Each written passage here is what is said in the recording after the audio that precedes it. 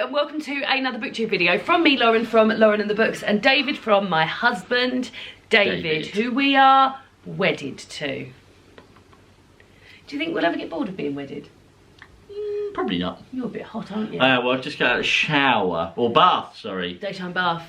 Daytime bath for us on a Sunday. A little bit hot. David's here today because we're going to be talking about David's TBR for 2023. Yeah. David has picked 5 books that he would like to read by the end of 2023. Just 5 books. Do you think you could do that? 5 books? It stresses me out. There's a dog.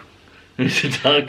It stresses me out thinking that I could only read 5 books in 1 year, because how would you pick those 5? Well, right here. David has already read 1 book this year. I have. What have you read? I've read the...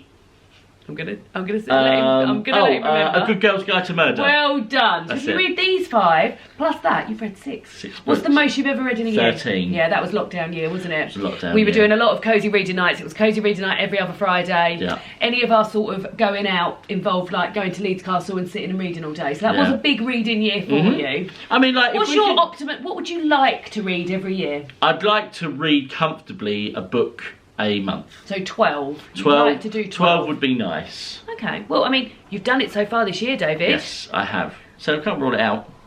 Can't rule it out. But within those 12, if he does succeed with the 12 books, there are 5 books here that you would like to read. Would you like me to hold them and you hold them up Yes, and talk about that'd be nice. So Well, do you want to talk about this one to start with? It's probably better if you hold them up, isn't it? That's true, because David cannot hold them I'm up. He already literally off. holds them like Lauren this always- one. She tells me off. Should we start with this one, though? Yeah, let's, because this is what I'm currently reading. Tomorrow and Tomorrow and Tomorrow by Gabrielle Zevin. I've already read this year. It's one of my best books I've read this year. How gone far down a into treat, it isn't are it? you? 3 chapters. 3 chapters. 47 pages. He's up to page 47.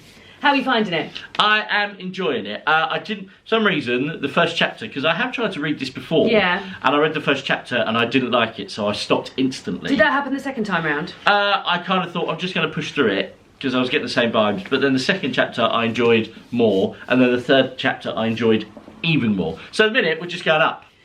We're going, yeah, we're taking off on the flight of Tomorrow and Tomorrow and Tomorrow. It is a book about gaming, Yeah. which is very exciting. Something that I've never read in a book before. So when I read it, I was very, very into it.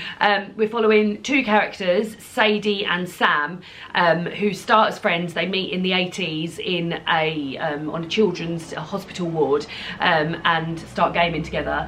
And as their lives go on, they build games together and make games. Have you experienced much of that so far? No, so in the 3rd chapter is about a nasty, like, professor, not professor, like, Sadie's, Dov. yeah.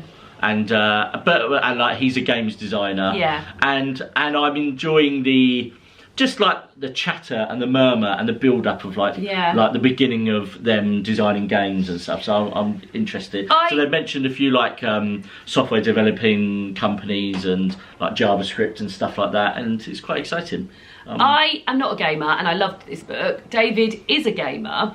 Well, I would say you play more of like the mainstream stuff. You're definitely. a FIFA and what's that one you've recently really loved? Oh, Horizon. Horizon. Like you play a lot of the, and I think there's a lot more sort of indie games mentioned in here, which is exciting to learn about. But I loved hearing about the bits in here about developing the game and how much work goes into that. And I think as a gamer, you are going to love that even more than I loved that. Yeah, it might hopefully inspire me, because I do like the idea of playing more indie games. Yeah. And so this might inspire me to play it a bit more, because I do have access to indie games. Yeah. So who knows? And their friendship, Sadie and Sam's throughout, that's the sort of thing that runs throughout the book. And yeah, I really loved it. I think you're going to really like it. I'm so pleased you're picking it up. But however, I think this is going to take you a while. I know. I'm really going to have to bust through it. It's a long book. I didn't put it down, and I read it in about 5 days. Yeah. So it could take me. So I think it could. Although I did force you to read a chapter this morning. Like the only David's in the throes. I've just gotten into Happy Valley, and I'm going to try and smash through it as quick as possible. He's in the throes of Happy Valley. And because it's all there now, I'm just fully immersed into the Happy Valley world. Yeah. And it ain't happy. No, it's not. But yeah. So I mean, keep at it, David. Yeah. Keep at it. Yeah. Lovely stuff. Okay, so that's the first one. Yeah. Do you want to do the next 2 as a twosome? Yeah, we can do. Yeah. Okay, so the next 2 are The Twyford Code and The Mysterious Case of the Alperton Angels. Oh, both by Janice Hallett. tell us about Janice Hallett and tell us why you want Janice Hallett had her first, was it her first book? No, she'd written other stuff, but I think she'd written sort of like romancy stuff, but the more stuff that sort of you've been into. Yeah. You read your first Janice Hallett book last year. So I read my first Janice Hallett book last year, and it's the best book I've ever read. Tell them what it's called. Which is called The Appeal, and it is amazing because it's not your normal like murder story. It's one that's told through a series of like emails, text messages, group chats, and I loved it because essentially you're being nosy. Yeah, you are nosing in on how it all happened, and I loved it. And I feel like that's almost like being nosy is my kind of like favourite kind of genre. Yeah. It's just like nosy books. It spurs you on to read more. Well, you read that book in a weekend. We vlogged it, and I will link the vlog down below. But David read that book in a whole weekend, which is previously unheard of. Yeah. You haven't done that before. No, never. And it was easy, because I loved it so much. Yeah, it reads very quickly because it's a sort of like epistolary is the name of the novel. It's a book told through letters is what an epistolary. But there's all sorts of things like David said. There's like emails. There's even like minutes from parish council meetings. Parish council meetings. And stuff. And there's some real dickheads in it. There's some real like characters that are gonna grind your gears. But I loved how much they grinded me. I'm like, oh my god! Very good. Yeah, it was brilliant. So yeah, I also very much enjoyed that book. I read it in 2021. It was one of my favourite books of the year. So after that, I went straight on to The Twyford Code by Janice Hallett. I actually had a proof copy of it. Now, I didn't like The Twyford Code, and I think that had maybe put you off of reading it. I gave after I'd finished with it, I think I lent it to a friend, and I haven't got it back. But David was so keen to read it, you went and bought this, didn't you, in Waterstones? Yeah. And I feel like, because I'd only just finished A Good Girl's Guide to Murder, which I also really enjoyed, and then I started to read this, and it wasn't that I wasn't disliking it. I kind of thought I almost want to have a different book to read, like a different genre, because I don't want to. If it's not as good as The Appeal, and if it's not as good as A Good Girl's Guide to Murder, I don't want it to. I'd rather have a bit of a break from all of that and then come back to it next. So David will be reading it. The Twyford Code is different to The Appeal in that it's told through voice notes. You read a little bit to start with, so you sort of know the general gist of it. But it's told through voice notes. So a man is recording a series of voice notes on his phone, and the voice recognition software that he's using is sort of picking up some of the words differently. So they speak a lot about Bournemouth, the place in the UK, and they talk. That comes out as Bournemouth. Yeah. And the same as he has a teacher called Miss Isles, and that comes out as Miss Isles. Now I don't know if it was to do with the formatting of the proof copy, which obviously shouldn't impinge upon how much I'm enjoying a book, but I really didn't enjoy the reading of it. I found it very jarring and very like I just couldn't get on with it at all. So yeah, hopefully you will have a better experience with it, but that's what that one is. And then we've got Janice Hallett's most recent book, The Mysterious Case of the Alperton Angels. Now, I listened to the Quick Book Reviews podcast. Hi, Philippa. And she recently talked about it and said that she found this as good as The Appeal, if not a little bit better. So we're very excited about that. And having a little flick through it, it looks as, look, you can see it's scripts, interviews maybe, WhatsApp messages. So if it's scripts, like, I've not even read like the... It's about, do you want me to say what it's about? Yeah. So, I mean, because by the time I get around to it, it's about, so the Alperton Angels were a sort of cult. They brainwashed a teenage girl and got her to, got her to believe that her newborn baby was the Antichrist. Oh my God. That baby survived, and now somebody is doing like a true crime podcast, or a true crime author is writing a book about the Alperton Angels, and she is trying to secure an interview with the mother, that's with the baby. Who's now grown up. So yeah, but that's all I know about it. Now, this was the copy that I bought. Our friends Emma and Joe bought it, read it, loved it, and have given us their copy. So David and I are hoping to film a reading vlog where we're both reading it at the same time, which will be lovely. Yeah. However, I don't know when that's going to happen because David's got to get through this first. This is where we will definitely go next, once you finish reading this. Okay. All right. And then you'll have to read the Twyford Code at a later date. But I suppose it doesn't matter if I go back to that, I'm very keen to read this. Yeah, very keen. True. So, and I've got to wait for David to finish tomorrow and tomorrow and tomorrow before we do that. So there we go. And There's I'm two more. not going to be finishing it tomorrow, or tomorrow, or tomorrow. Yeah. Book 4. Yeah. Heartstopper by Alice Oseman. You will know that this was made into a Netflix very good series. Last year or the year before? Last year, yeah. The second series I think is out this year. Yeah. You very much enjoyed the first series, didn't Loved it, brilliant. And then so you got me this for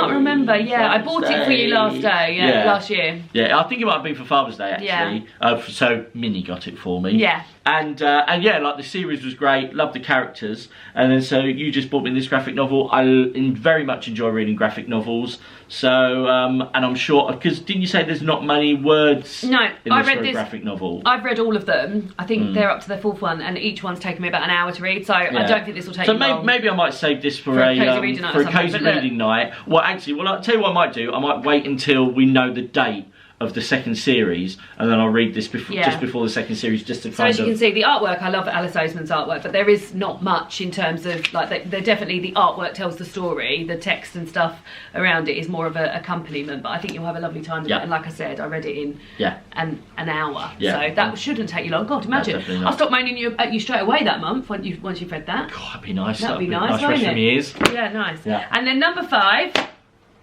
Tetris, which is also a graphic novel. By Box Brown, the games people play. Second mention for Philippa. Philippa, who runs the Quick Book Reviews podcast, kindly, when I am on their Christmas episode, sends me a few books afterwards to say thank you.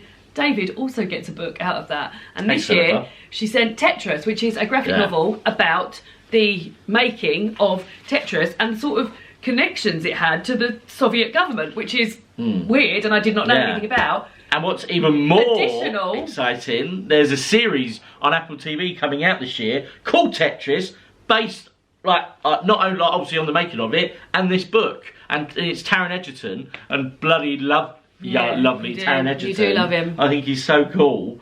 And yeah, so this is really exciting. So again, I think as it's a graphic novel, I could probably definitely team up with this with any other book. So I think, because I think it's coming out end of this month, or like, is it? I think it's coming out in maybe Would you like month. to have had this read by the time? I'd like to have read that by the time the series graphic comes novels out. are the sort of things that you could take a break from the current book you're reading and spend a day with a graphic novel. Smashing through it. Yeah. And then I'll stop moaning at you this month for that as well. My word. So there we go. These 5 books I want to smash through. Yeah. So I do think they are quick reads, these 5. So I do think they could definitely be done. Well, I think tomorrow will be my only slog. Not that I would not enjoy it, just because I'm not the quickest reader, and it's a big book. It's not. It is. It's a big book. It's a big hardback. It's almost 400 pages. So it's a big old book, but absolutely worth it. Very much enjoy it. So yeah, what do you think? What are you looking forward to most out of these 5? The Alperton Angels. Yeah, you're only allowed to pick one. You're only allowed to pick one. Yeah, definitely that one then. So there we go. So those are David's 5 books that he plans on reading this year, but with hopes to get to 12. So you'll probably look at some audiobooks and stuff like that. But by my bed, I've got loads of books that I do want to eventually read, and we also got as a wedding present, which is adorable, from one of my friends and work colleagues. She got us a book voucher. Yeah. So we're going to spend that when we go on our honeymoon. So we'll have £15 each. Yeah, so we get some right old holiday love novels. Yeah, so there will be some more books being read at some point by David, because he'll be buying. And you like paperbacks, don't you? I love Which is why I'm surprised that 2 of these books are hardbacks. Yeah, but I think it's just because they're new books, aren't they? They're new books. Yeah, I do much prefer. I'm not a fan of hardbacks. No. So there we go. Thank you so much for joining in. For watching us, joining us. Come join in. Come join in. Let us know down below if any of these books you're excited for David to read. If any of you've read any of these, and if you are a not as how would you say, a slower reader, and if your TBR is roughly about 5 books for the year as well, because everyone's welcome, David. Of course they are. We're all welcome. And we'll see you all again soon for another book review. I'm going to go watch some more Happy Valley. Yeah, he is. Bye.